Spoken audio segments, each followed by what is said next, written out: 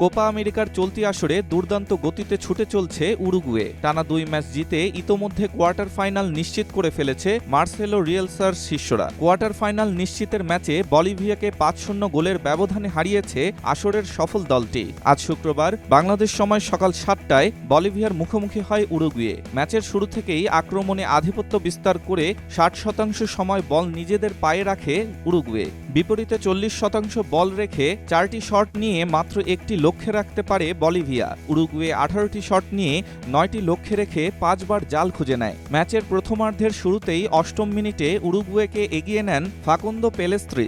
এরপর 21তম মিনিটে ব্যবধান দ্বিগুণ করেন ডারউইন নুনেজ। প্রথমার্ধের বাকি সময়ে কয়েকটি আক্রমণ চালিয়েও আর গোলের দেখা পায়নি উরুগুয়ে। ফলে 2 গোলে এগিয়ে থেকেই বিরতিতে যায় আসরের সর্বোচ্চ শিরোপাধারী দলটি। দ্বিতীয়ার্ধে নেমেই আক্রমণের ঝড় বইয়ে দেয় উরুগুয়ে। তাতে 77তম মিনিটে আরও 1 গোল করে দলকে এগিয়ে নেন ম্যাক্সিমিলিয়ানো আরাউহো। এরপর 81তম মিনিটে বলিভিয়ার জাল কাঁপিয়ে দেন ফেডেরিকো ভালভার্দে।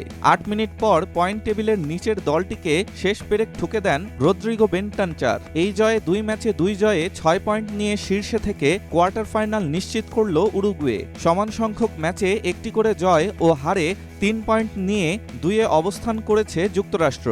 গোল ব্যবধানে পিছিয়ে সমান পয়েন্ট নিয়ে 3-এ আছে পানামা। কোনো জয় না পাওয়া বলিভিয়ার অবস্থান 4-এ। ডেস্ক রিপোর্ট, স্টার সংবাদ।